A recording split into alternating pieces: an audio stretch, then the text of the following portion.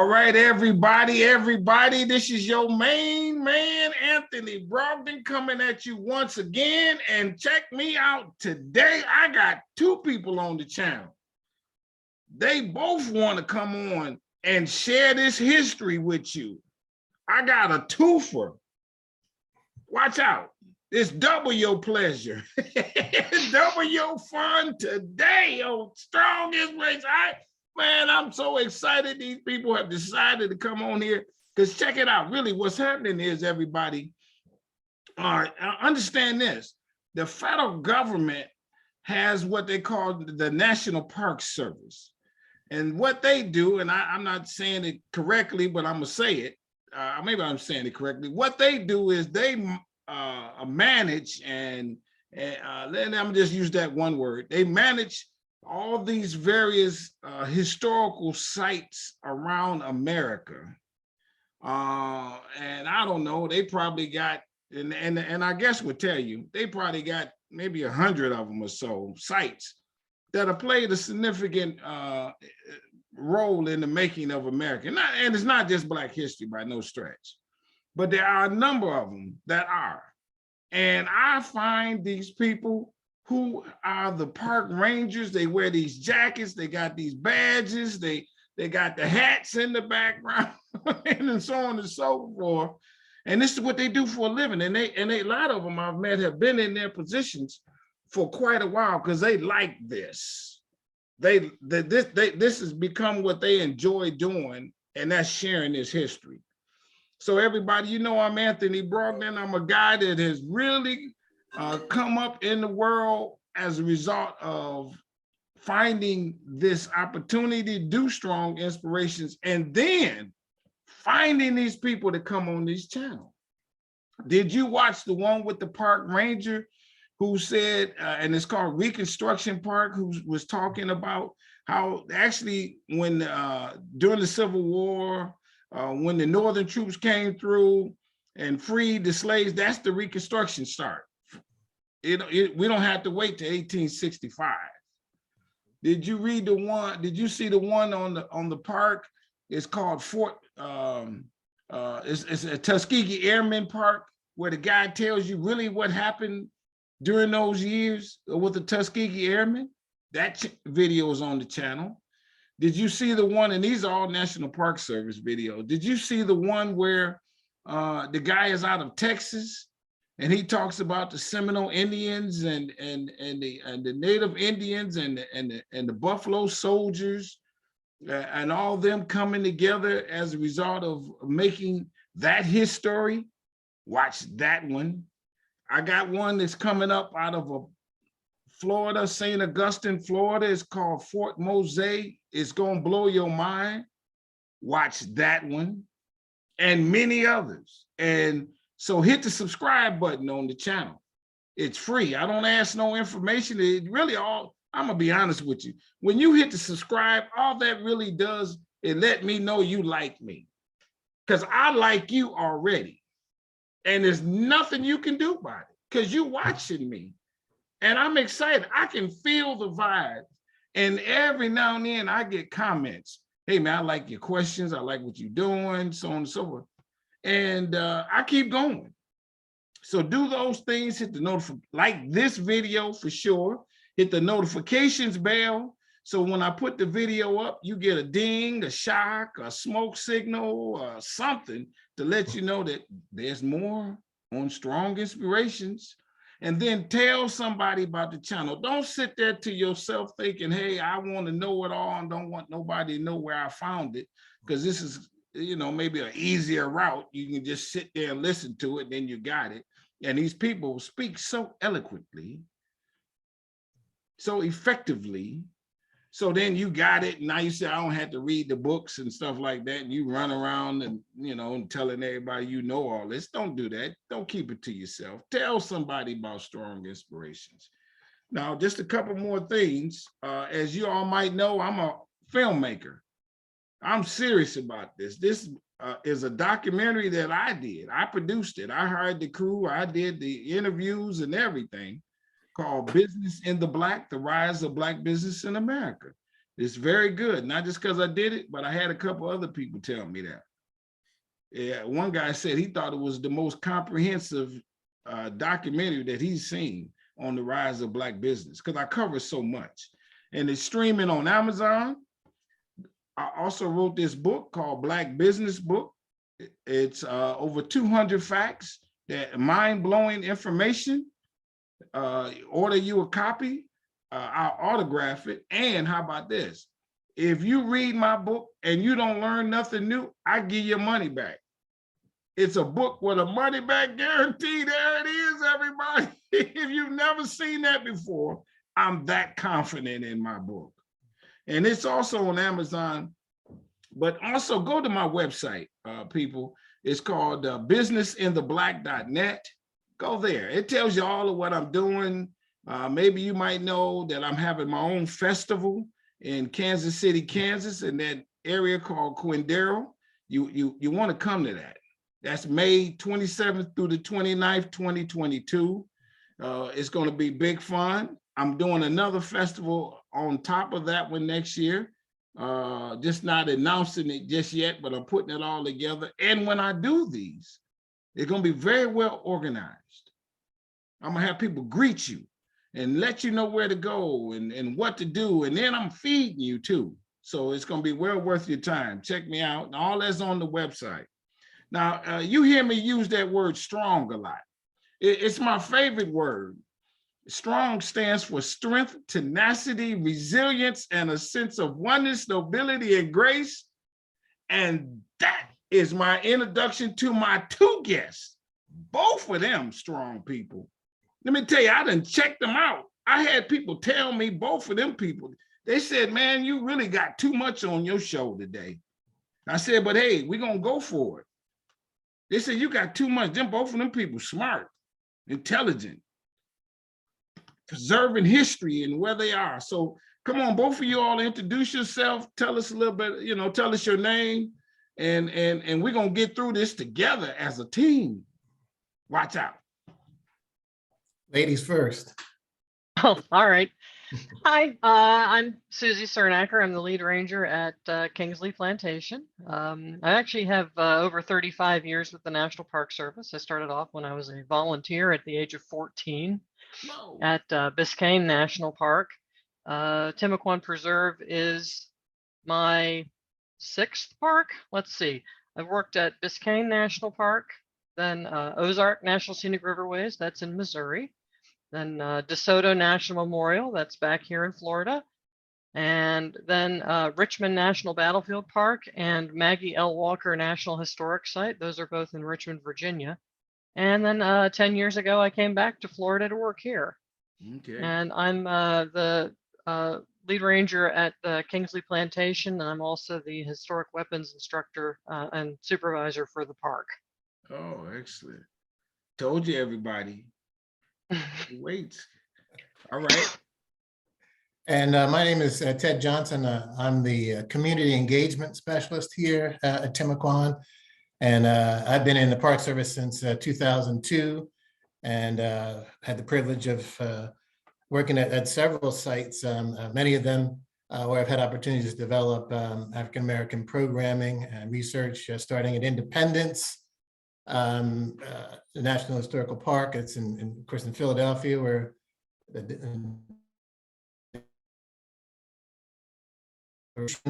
dated, then moved, came down into this region, the Southeast region, and worked at Fort Frederica. So that was European powers battling for control here in the Southeast in the 1700s and even earlier. But that was the British stronghold in on St. Simon's Island, Georgia. Then switched sides, as it were, and went to work for the Spanish headquarters in St. Augustine, which you already mentioned. Yep. And then Virgin Islands National Park. So then came back to the continent, up into to New York and Jersey with Ellis Island, and then Philadelphia Steamtown, and then here. And so, continuing to work with the public and developing all kinds of programming and working with a lot of different parts, even in this area, in addition to Timucuan. I love it. I told you, everybody, I got two heavyweights. I think what I want to do is go and let's talk one at a time, let's say, and let's talk about the Kingsley Park. But before we do that, I want to ask you a couple questions about yourself. Has Black history or history been a part of something that you've loved all along? Yes, I'd say so. My parents were both school teachers, so my mom was a librarian. She would have me, read just about everything. So that actually stood me very well for becoming a park ranger, because it does an awful lot of reading to then be able to tell people about sites. This is Kingsley's my second park that was sort of Black history related. My first one was Maggie Walker National Historic Site in Richmond, and she was the first Black woman to found and be president of a bank. Right. Oh yeah, I'm familiar with Maggie Walker. Now, Mhm. so let me ask you this: how did you find out about the Park Service? As you say I like history. I guess you go to school, you study history, and then somehow someone says, "Hey, that's a good job to do that." Well, for me, I was 10 years old when I decided I wanted to be a park ranger. My Really? parents, again, like my parents were school teachers, so we got to go camping every summer. Okay.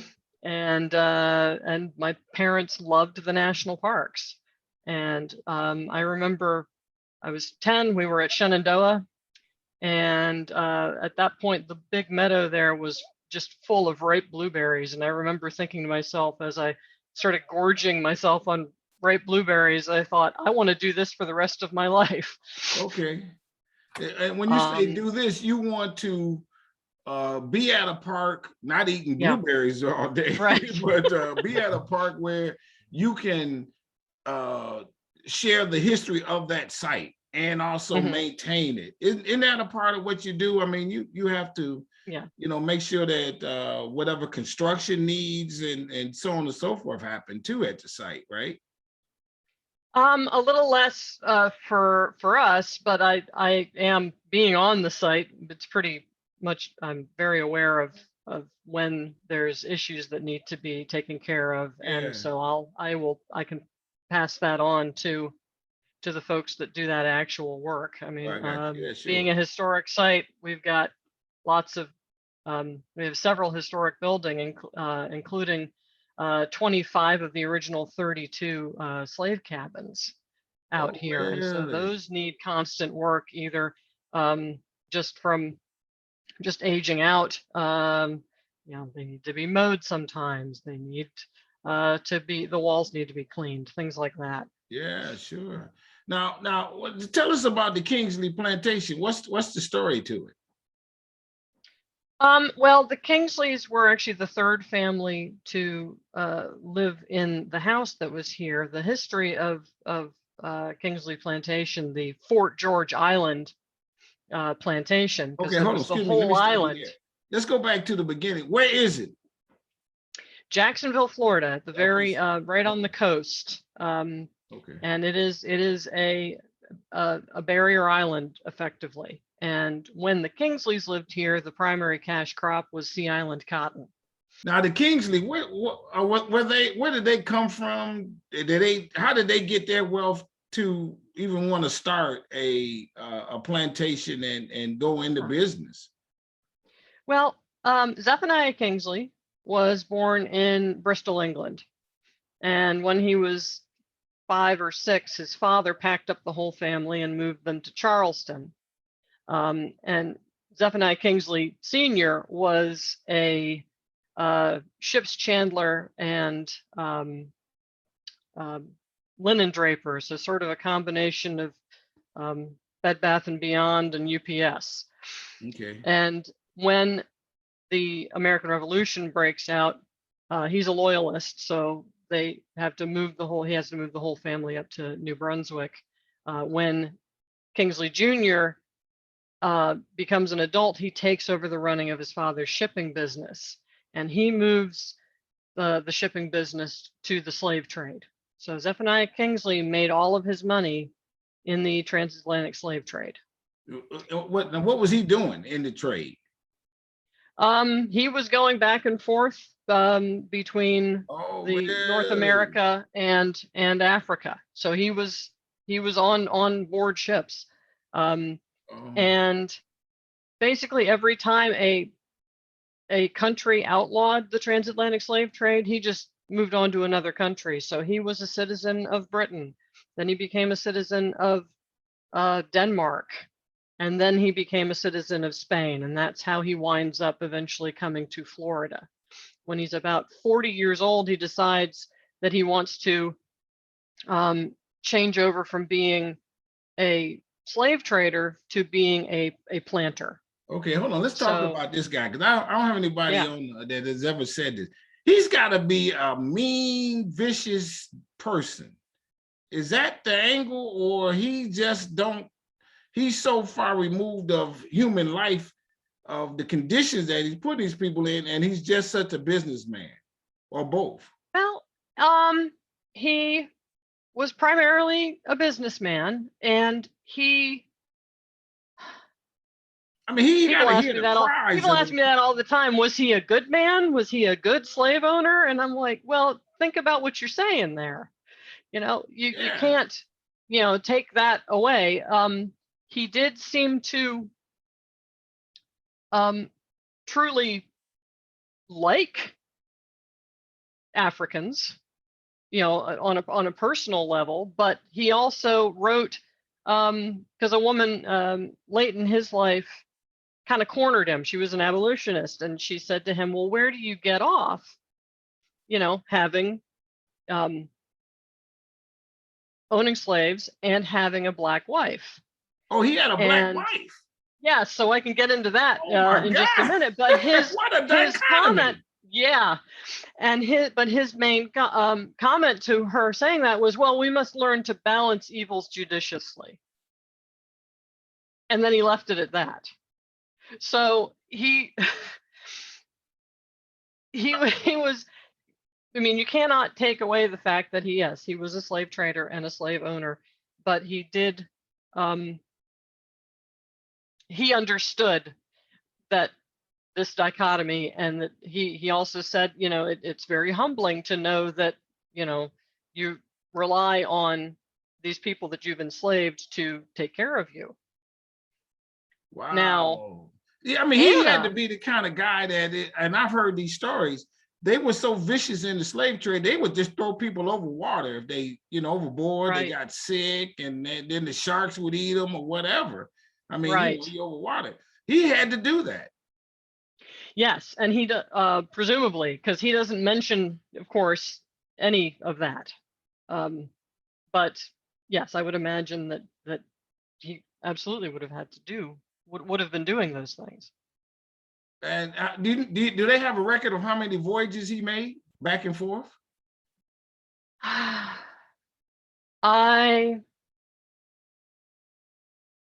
Yes, but I can't think of how many of them right now. So now he's going back and forth. He's got to have a crew of how many people on the boat, do you know?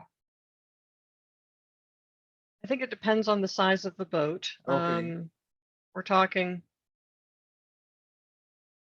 probably at least 100. 100 crew? Probably. Really? And wow, I didn't know. So then he decides so now he's made a lot of money doing this. Right. And is very wealthy.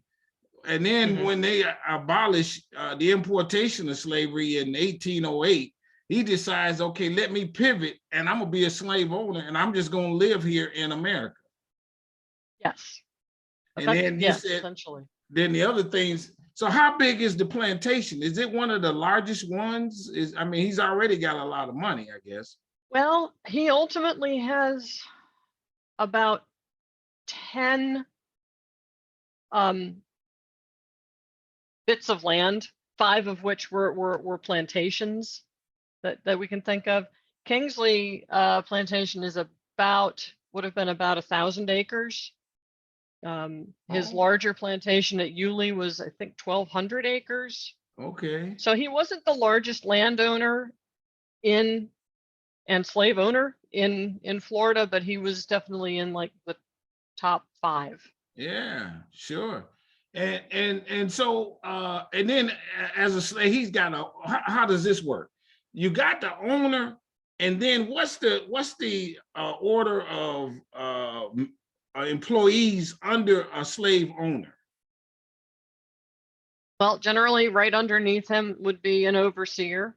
Okay. And then under the overseer are going to be Black men who are drivers. So they are people that are, at least here at the Kingsley plantation, Right. they were people who were enslaved, were given a position sort of authority, so that amongst the enslaved. So they would be the ones to go to the overseer in the morning, determine what all work needed to be done, and then parcel out those jobs, whether it be working in the agriculture of doing picking cotton, or working along more like carpenters, of building fence posts, or Kingsley was also here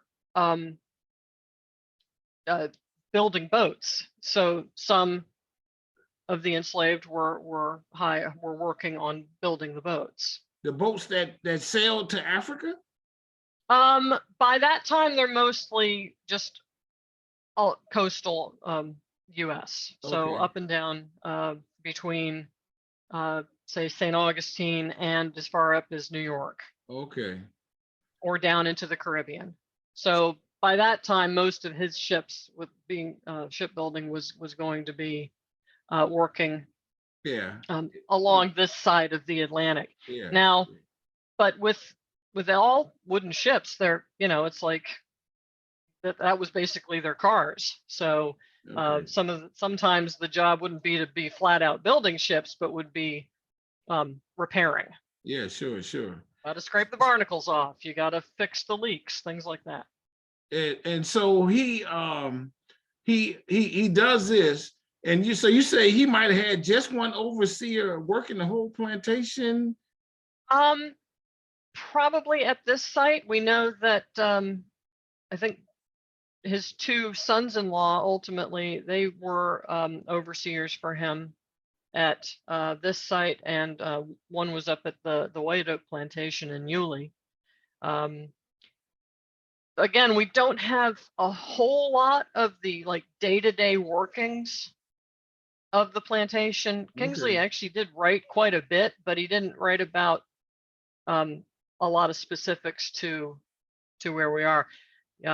He wrote a whole long article about how to get the best out of your sugarcane crop. So we know he was growing sugarcane somewhere. In short, you've seen papers that he's written. I mean, they're still in archives.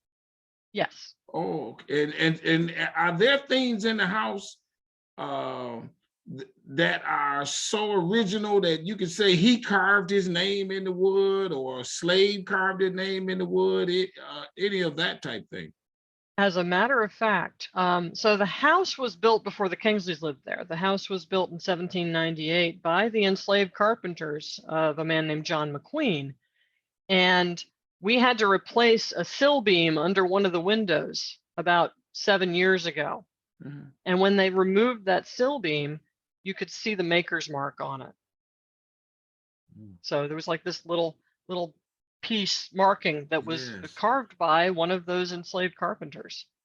The house itself is mostly empty. But we also have inside of the house a pillar that was one of the original pillars for the front porch, and that was made by one of those carpenters.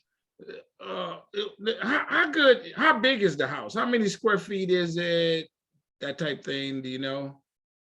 I'm like, where's my, and we're I not can live. never remember how big it is. It's good size. Okay. Yeah, I don't Maybe 3,000, something like that. I mean, how many bedrooms?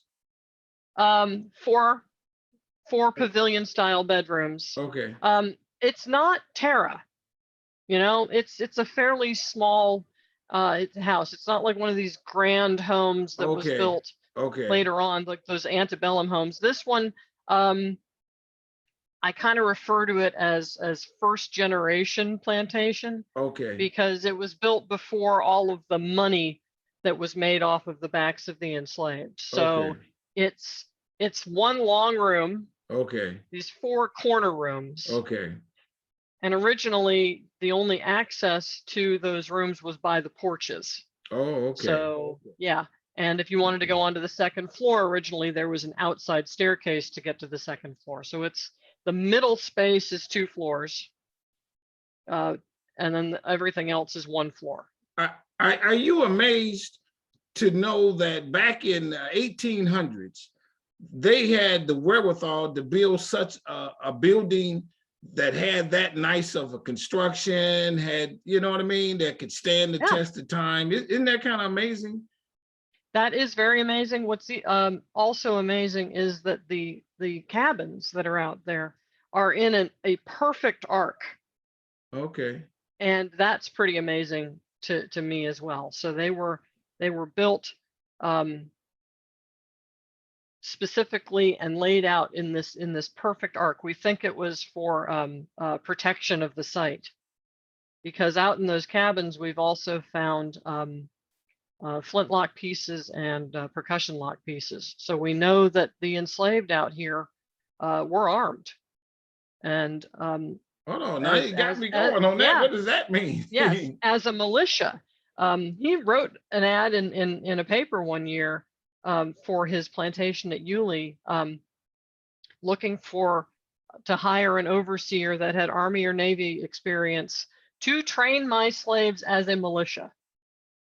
So under the under the Spanish system, it was not illegal for people of African descent to own weapons, and he was actively arming his workforce to protect the sites. Okay, protected from who? How about that one? Well, before he moved to Kingsley Plantation, he owned an earlier plantation called Laurel Grove, which was out on the west side of Jacksonville. And that was burned and attacked by the Seminole Indians during the First Seminole War. Okay. So that was the big reason, is he didn't want that to happen again. And so why didn't we got just a couple more questions here and then we get to Ted. Why didn't the enslaved just take the gun and shoot him? Well, that's an excellent question. Oh, really? Yeah. We don't know exactly why, but there also, it was an island. There's not a whole lot of places they could go. It was very remote. Okay. And even if word did get out, that eventually word would have gotten out that they had done this, there probably would have been the Spanish government probably would have sent people to subdue all of them. Oh, really? This sort of rebellion. Yeah. Okay. Now there does seem to have been, as a result, a certain amount of trust between Kingsley and his enslaved workforce. I guess, he trusted them not to murder him. Yeah, not to put something in the food and everything else. I heard Right, those were scenarios. exactly. We know that at one point, before the move to the place we call Kingsley Plantation, they would have referred to this as the Fort George Island Plantation. Okay. So at the previous plantation at Laurel Grove, people, after the American Revolution, Florida becomes Spanish territory. But there were people moving to Florida from, say, Georgia and South Carolina. And because the Spanish government was saying, hey, come down here, bring your family, bring your slaves, and we will give you land. So people were taking advantage of that. Okay. John McQueen, who had this house built, took advantage of that. So Kingsley at some point. So there are people coming down here who are not happy with the Spanish laws allowing for Africans to own slaves, own weapons. So there's like essentially a posse that takes it upon themselves to go to all of the plantations in Florida and take away the guns. Okay. And yes, and they get to Laurel Grove, and They get to Kingsley's place.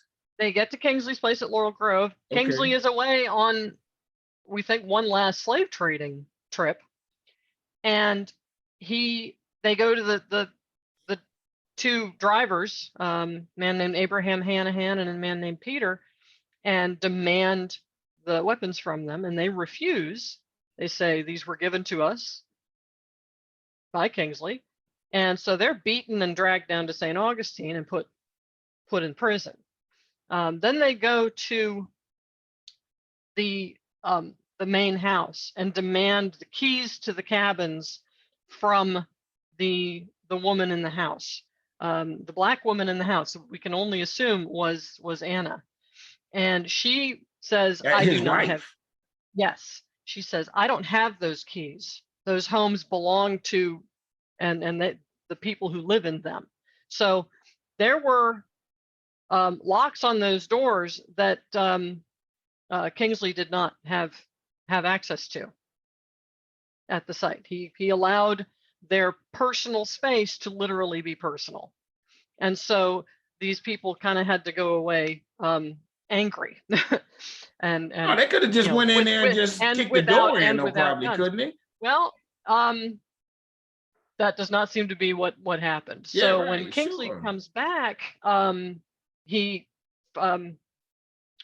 frees Abraham and Peter, and shortly after that, he actually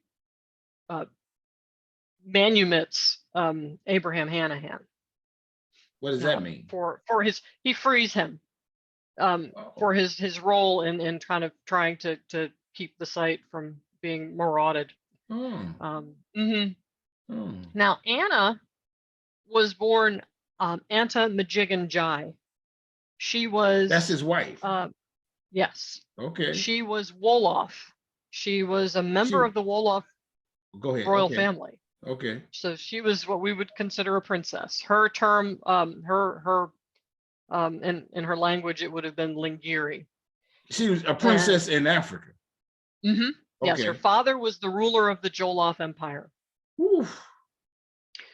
That did not protect her when a raid on the city she was in occurs, and she is kidnapped and sold into slavery and put into a boat like so many other people and taken to Cuba. Cuba was the main slave trading center for the Spanish colonies. Okay.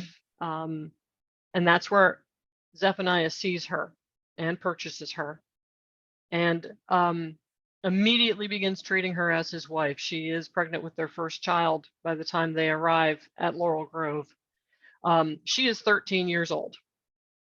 When you say treating her as a wife, is he treating her as a wife, or are you my girl and I'm having sex with you whenever I want to?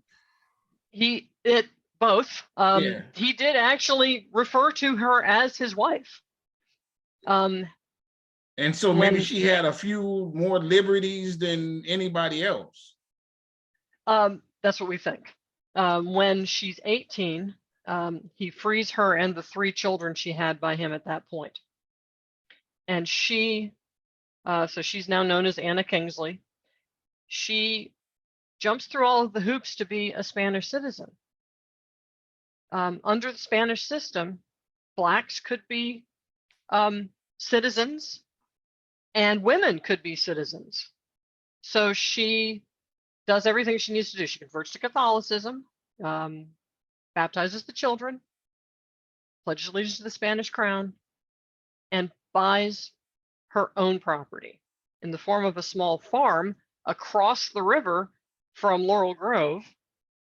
And she purchases 7 people to work that plantation. So she goes from being enslaved to an enslaver at that point. Wow. Okay. What happens to Kingsley in the end?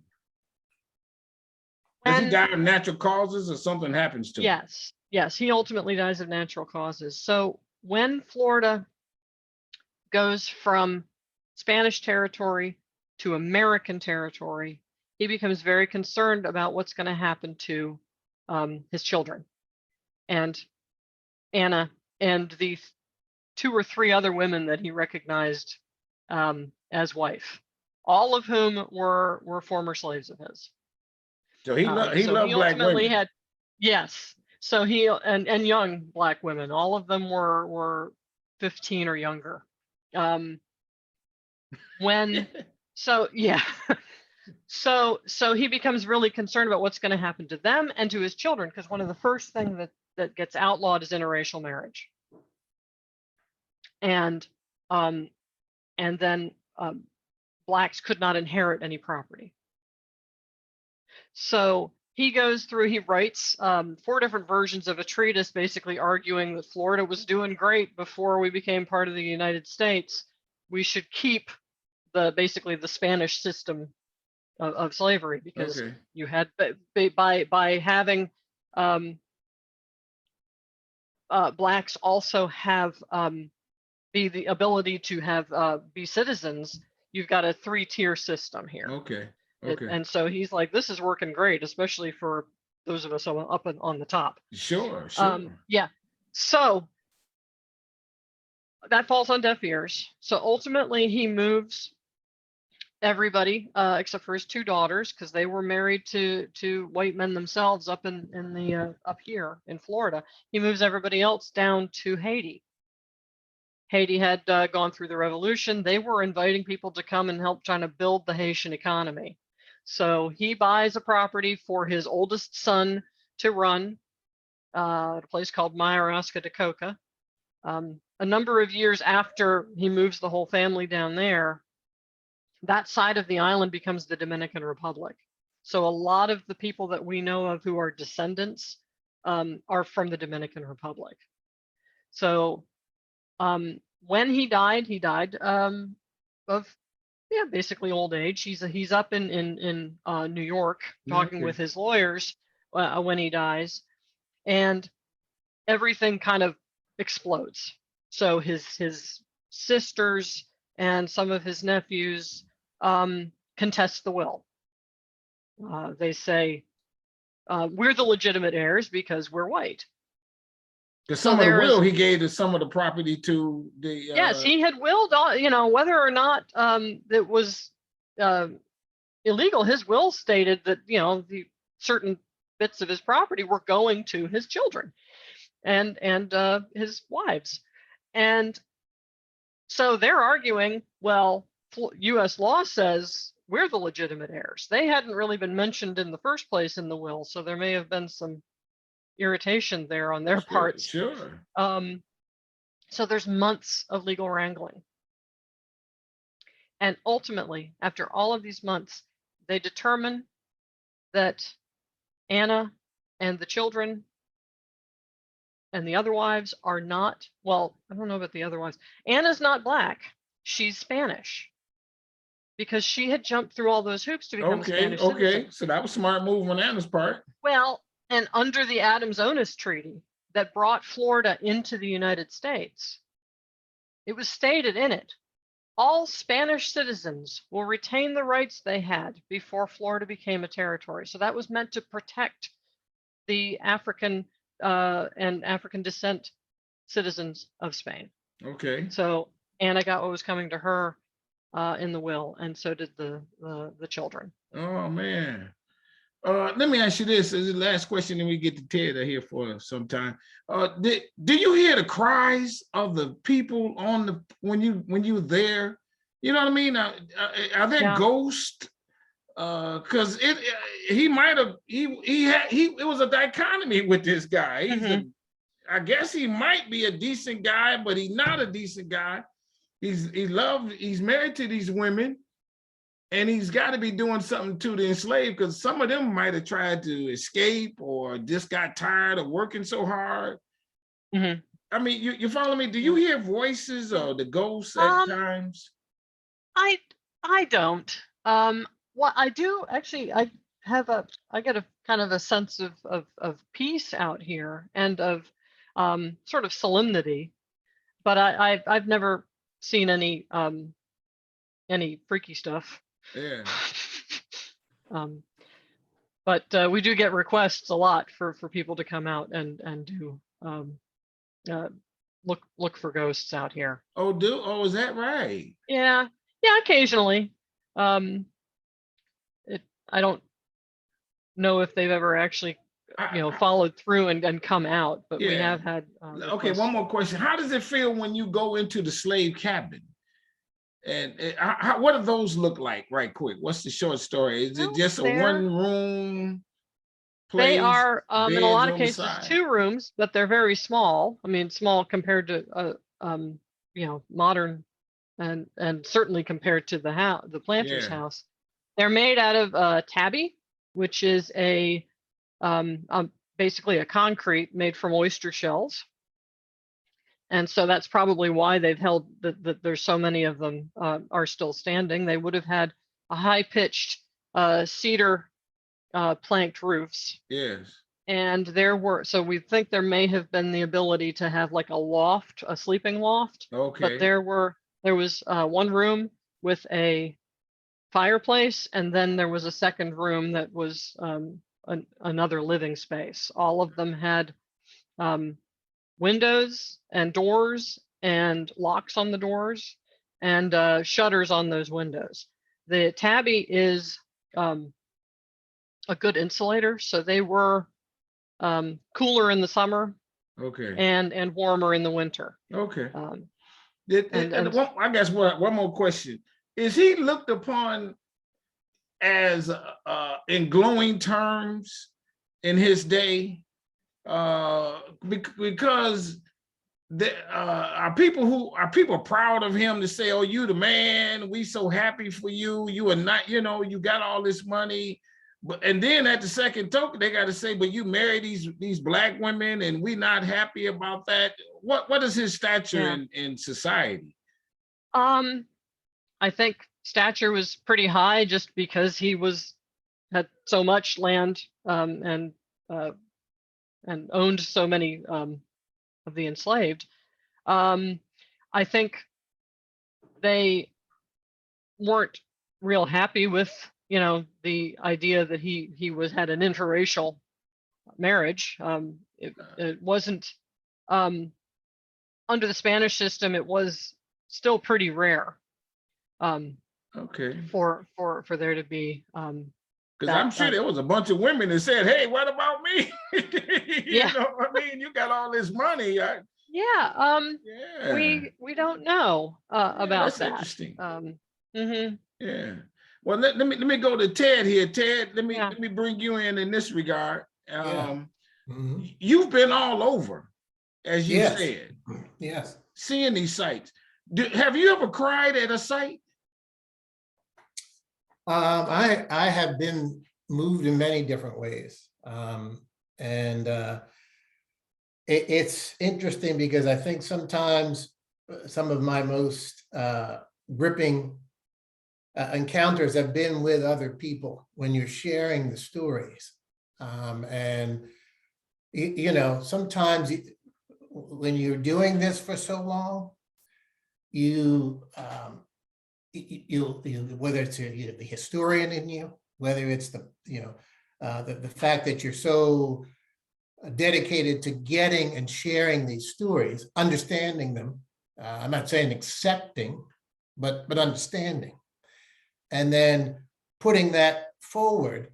That I think sometimes, I'm speaking for myself, only one I can speak for. That sometimes you may have a challenge continuing to remain connected to what the kind of the essence is with some of these human relations, just the one that you've just discussed with her.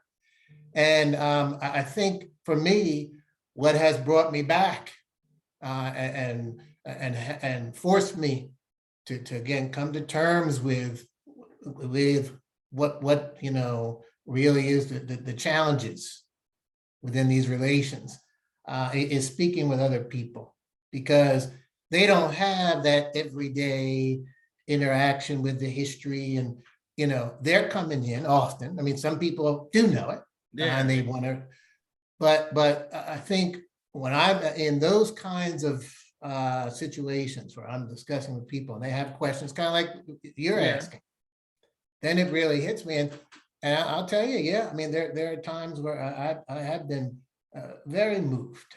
Is there and I know you've been to many of them. Is there one of them that really was, for the lack of a, but let's do this. Let's do one that was like maybe more devastating, degrading, or whatever it could be the proper term, and one that has some really good, inspiring connotation to it. You follow me? I You have do. two of those, one of Yeah. each, Um, and let's most end up degrading. on the inspiring one. Yeah. Most degrading. That's an interesting one.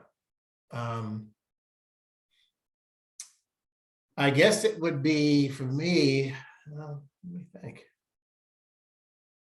Just locations where, and I don't have a one specific. Yeah. But I think for me, again, this plantation to a degree, but I'll give you something else about that in a minute. Yeah. But then other plantations, even outside of the National Park Service, where I just imagine, the challenges of being enslaved, not having your rights, having to be being forced, with this grueling work. I'll say that when I was working in Virgin Islands, there was at one of the locations, the sugar plantations there were huge. There was a inside the bottom of one of the windmills was an area that was a retaining pen, cell, I jail, got you. prison for those that were enslaved or being punished. And for me, that was, I think, because inside there were some carvings, and they were depicting what the enslaved, the person that was thrown in there was seeing, because they were drawing a rendering of the house, the planter's home. Okay. And so that, to me, knowing that they were punished and thrown in there, and I mean, some of these punishments, are really brutal. You're hearing of limbs being cut off, and if individuals are captured, sometimes other body parts, if they had been. So I think for me, Virgin Islands and that location. Okay. Yeah. What about one that's inspiring, that something good came out of it, or it's a spot that somebody famous or became wealthy, and it's that kind of thing. Yeah. Well, believe it or not, working at Independence, I did research on a free African American gentleman named Francis Johnson. He became a composer. There was a significant free community in Philadelphia, and many were able to garner a certain level of significant wealth. And so there was a free, Black wealthy community there. And so this individual, Francis Johnson, was a composer. He's really known as one of the first published, at least of African descent, in the country, in America. Oh, really? And he was able to write and compose music for, wealthy whites and wealthy Blacks, military folks. He was able to travel around the world to Europe. So he influenced a lot of other composers.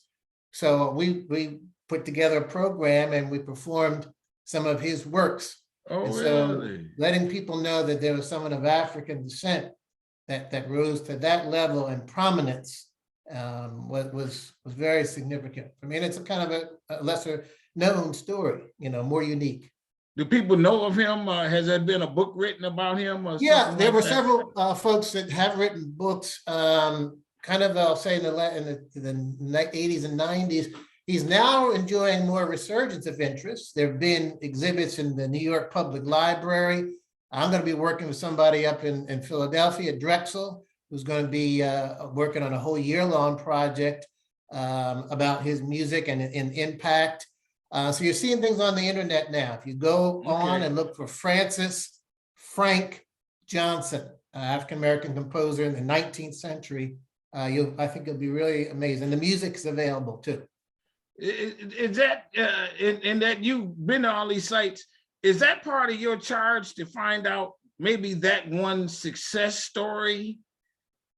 Even in a plantation where they say, okay, but there's one guy that came out of here who was a carpenter or something like that, who took those skills and was very well noted, and then one day owned a business later, who brought his or her freedom. Do you try to do those? Absolutely, and that's a great question. In fact, and we have done that here at Kingsley. I think most significantly in recent times, we worked with a local urban core group here in Jacksonville. There's the groundwork. This is a national program called Groundwork, and so several large cities have there. So there is Groundwork Jacksonville. Then they have a team group called the Green Team, and so we did just that last year. In 2020. Yep, we worked with and they're all high school, and they do different things in the city, different projects.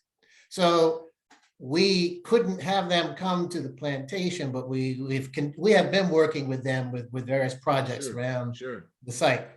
So one of the programs that the Rangers have been developing is called is about giving these enslaved Africans, as Susie said, we don't have a lot of information, especially from that population. But we do have some records and give some indication about where they were and if they were listed as inventory, how they traveled. And just like you said, they were given opportunities to earn money and buy their freedom. And that's part of the Spanish system. So what we did is we had these young folks read some information about particular individuals that we had information on that they could connect with. So universal concepts like love, sometimes tragedy, but also understanding that these folks had these skills, like she said, we've got hard evidence, material evidence of their craftsmanship, the house, the part of the pillar, but they built the cabins. So the craftsmanship's there. They were also able to then sometimes rent themselves out and earn money. So there's a great example. And I'll give you one more. Yeah, please. What we did is that, we have some documentation of some of these same individuals purchasing members of their families' freedom. So these are universal concepts that anybody of any age should be able to connect with. And what the kids did is they then did some research. They put together, the project was for them to tell the stories of these enslaved individuals and give them voices, in some way. If there's any way, maybe this is it. Right. And they put together these radio programs, and they're up on their websites or even on our website. And then later, another group from the same organization, they added visuals. So there are these animatics. So this is great because you get these young folks, you need to hear from them and understand their perceptions. So this was a great opportunity. And they did that. They took it in. They had to kind of, really work with it in their heads, but then they expressed what they felt were the redeeming qualities of these stories of these individuals. So there's an example. Let me ask you this. Can you give us another story like you did of that composer that people don't know of? Is any one of them come? Romeo Murray, Ted. Well, yeah. Well, Romeo. So who we talking about? A gentleman named Romeo Murray, who was enslaved there on the plantation. On Kingsley Plantation. Yes. He eventually becomes a pilot. So he has the skill navigational skills. As you know, many of those that were enslaved, as I've seen some of your programs, you know that folks that worked on in the maritime environment, often had skills and may have brought them with them from Africa. All right. So he was helped to in that area where one of the other Kingsley plantations were, close to here in Mandarin. That's close. That's another part here outside of Jacksonville. He was piloting a ship during the Civil War there on the water near where one of the plantations was. And there was an explosion, if I'm not correct. I'm trying to remember all the details, Susie. Is that correct?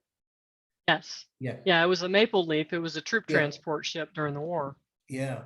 And but he survived, and he was able to save a certain aspect, certain of the ship, from my understanding, if I remember that correctly. Yeah. Now, are there escapes from Kingsley plantation?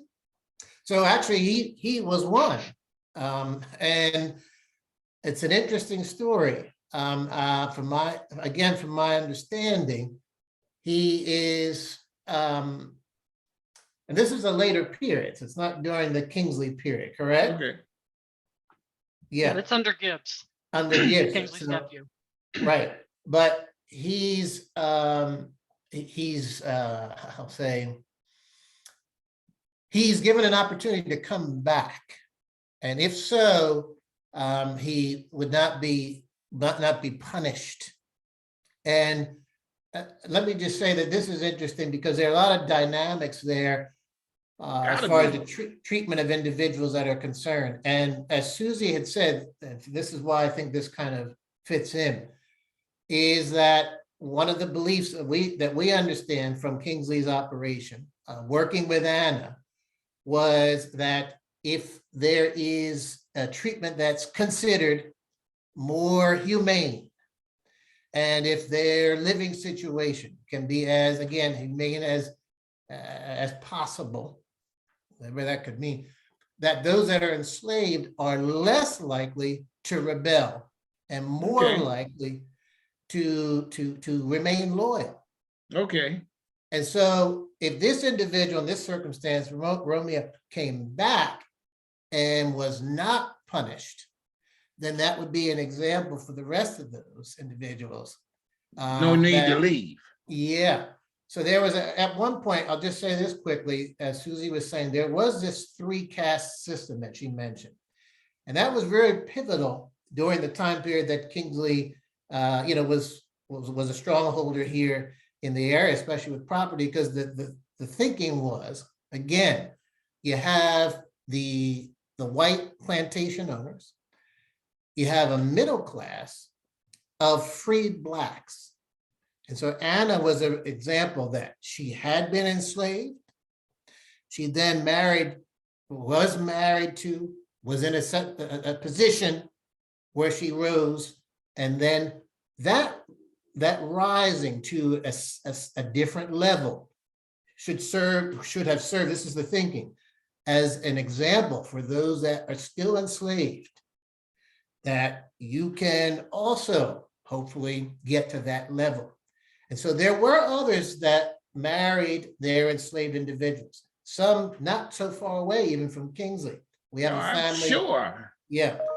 So you have that 3 castes. You have the white plantation owners, you have those that middle class of free Blacks, and then you have the enslaved. But then, as she said, when this became a U.S. territory, that changed, and then there were challenges, as she mentioned. Yeah. Just a couple more questions. What happens as we move along the timeline with the plantation? Meaning, we go past now, slavery is ended. Does the troops from the Union troops come down and do some damage to the site at some point? Not that particular site. I think at one point there may have been when they were there. I don't think it was inhabited at the time, because you had some folks that were more loyal to the Confederate side, and so I think that there may have been some cotton there at one point. This is post Kingsley, because he's already gone by this time. And so there's not a lot of damage done during that period. And so what happens afterwards is that a family named Rollins then is in control. And when you don't have that labor force, a sizable enough to really work that plantation, then they eventually decide to kind of go more into recreation. And so you have this beautiful island. There were some inns there, kind of, recreational facilities, and that really worked for them during a later period. But as she said, there was a series of different owners even after Kingsley. Yeah. So it has many stories, and so I'll just say briefly. So that's really part of what you asked. What am I kind of tasked to do? Well, part of that is to help folks to make whatever kinds of connections they can with the sites. And there are folks locally, like some of the Gullah Geechee, that I know you had some folks on there. Yeah. There's a community close to us on the other side of the river, property that's still within the preserve near Fort Caroline, the memorial there that we also manage. They're only about a mile or two away, called Cosmo. And so we have made some connections with some of their ancestors, with some of those that were enslaved on the plantation. We have at least one person Let me interrupt you in this one. One more quick question, I guess, Sure. to you, Ted. What has been your ha-ha moment? Have you yourself found something that no one knew, digging in the grass and saw a coin, or doing some research, research also, and said, hey, this is something that maybe nobody knew, and now you can almost attach your name saying I found something? Is there a moment like that? Well, most of those have been with working with other people. Yeah, and sure. So I would say, I'd say the most recent high point is working with that community, because we've been able to work with a team to go back and learn the history of that community. And we're putting together some boards that will be in a park that's going to be opening, a city park. But some of those things that we did research-wise were things that the community didn't really know. We learned about their ancestors coming down, and we're able to pinpoint, going through census records, some of the first founders. One other thing I'm trying to do, I'm working with two other national park sites down here. One is Castillo de San Marcos. So they work closely with Fort Mose. Yes. And another one is Virgin Islands, and we're working with them. I do have one other quick one. We're working with them. We've been able to get them added to the National Underground Railroad Network to Freedom because of the stories that are tied. But one story, and that's not with Timucuan, but it is with Castillo de San Marcos, is about that one that has not been featured before I was able to do this research. And this was, there was a tree that was on the grounds of the fort down there in St. Augustine, Castillo de San Marcos, a cedar. And during the 1964, the civil rights demonstrations that were there, the young folks that were part of initially under the NAACP, then the SCLC came down, and they were working with them during the real high point of tensions in 1964, right before the signing of the bill, the civil rights. These folks would meet on the grounds of Castillo de San Marcos around this tree, and we were able to find some footage and interview one of the people. So that story is now one that will be added to the Castillo de San Marcos, their interpretive, themes. And Susie, I guess I'll ask you that question also. Is there something that you found at Kingsley that, and you've been there so long, that you've never seen after 5 years, and then one day you see it? Well, I haven't personally done the work or whatever, but some of the stuff that has been really fascinating and it has been wonderful to learn about is we've done this is very much a very important place for archaeology. Okay. And we had Dr. James Davidson from the University of Florida came out here for about 6 years doing field schools, trying to learn as much as we can about the enslaved through the things they left behind, those physical things. So thing that was that I got very excited about being the historic weapons supervisor was that I was reading through Davidson's reports, and one year on the eastern side of the cabins, they found percussion lock pieces. Now, each of the cabins that was excavated had some sort of remnant of a weapon, either a lock plate for the front of the musket, or there was stuff for pistols as well. Okay. The westerns, okay, so the cabins are divided in down the middle, straight down the middle by Palmetto Avenue, which is the way you get into the park. Okay. And so there were 16 on either side. The western side was not lived in as long as the eastern side. Okay. So on the western side, they have flintlocks. Now, flintlocks are being used during the American Revolution. Okay. And up until the 1820s. Okay. On the east side, they found percussion lock pieces. And the percussion lock gun is the kind that would have been used during the Civil War. Okay. But it was they came into regular use in the 1820s. So by then, Florida's part of the United States. And Kingsley's nephew is now running the plantation. And he's when Florida's running the United States, one of the things that's outlawed is having blacks being allowed to own weapons. But it seems that Gibbs, who had practically been raised here on the island, so he seems to have followed some of Kingsley's teachings. Right. He not only allowed his enslaved workforce to keep weapons, he gave them new ones. Oh.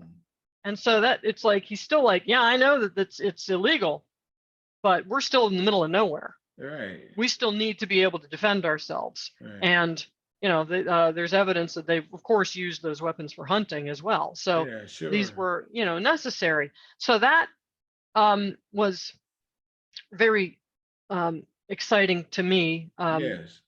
But the other big thing was the year before I got here, they discovered where the slave cemetery was with archaeology. And so we have found, the archaeologists found about 7 graves. We know there's way more, so that the commitment to the park is to try and find, get the footprint of how big that cemetery would have been. Yeah.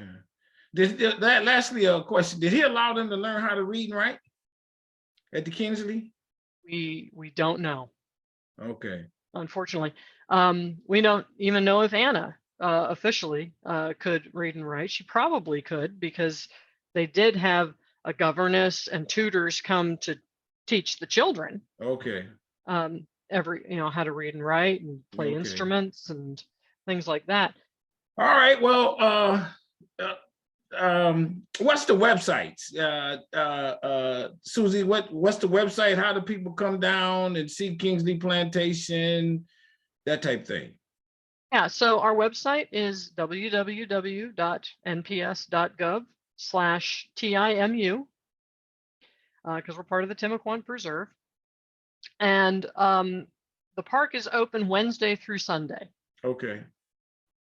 Well, we do have something we call Kingsley Heritage Celebration. Okay, and there it you go. started off as a sort of a family reunion years ago, and we were trying to, when the park was trying to find those descendants that I mentioned earlier. And so they did a whole ethnographic study and found several people that had some relationship to the plantation. And so Okay. it has since, as time has gone on, kind of morphed into a community event. Well, hey, everybody. Did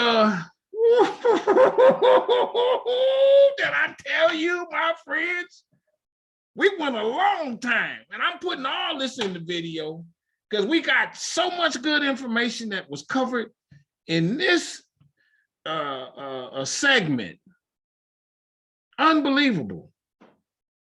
I went somewhere that I had not gone yet, and that is I found the guy who had the boat and was bringing them from Africa here, and we went into that deep conversation. Oh my God. Thank you, my guests, for being on here and taking time out of your busy schedule to share this information with us, with me. You enlightened me.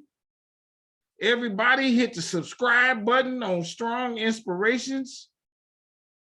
Hit the like button on this video. If you don't like no other video on the channel like this video, because we gave you a double dose, and also hit the notifications bell. And then when the videos come up, you get notified. Tell somebody about what we're doing, and go down and see that plantation. I'm gonna try to figure out a way to get there, because this is quite interesting. And everybody, let's go down there and get there. Let's crowd up in there one day and tell everybody, hey, I saw you on Strong Inspirations, and see our guests. Maybe they're there and they'll give you a special tour, take you in the back room, something like that, because they saw you on Strong Inspirations. And to both of you, I say this with all sincerity, and I mean this. I want you to stay strong, stay safe, stay on your grind. I love what you're doing. That this is what you're doing for a career, is because you got the passion in it first. And I'm sure it's both of y'all. No doubt, y'all got the passion of wanting to do this every day and hear these stories, and then find more stories to tell out of that area, and then make sure it's easily accessible for people to hear the stories, and then making yourself available so that you can share it with people. That's a beautiful thing. I appreciate you. And so with that, I'll say, stay strong, stay safe, keep doing it. Everybody, Strong Inspirations. Thank you for coming on the channel. Thank you for what you do as well. Thank you. Appreciate it. Thanks for Appreciate the it. invitation. All right, bye-bye.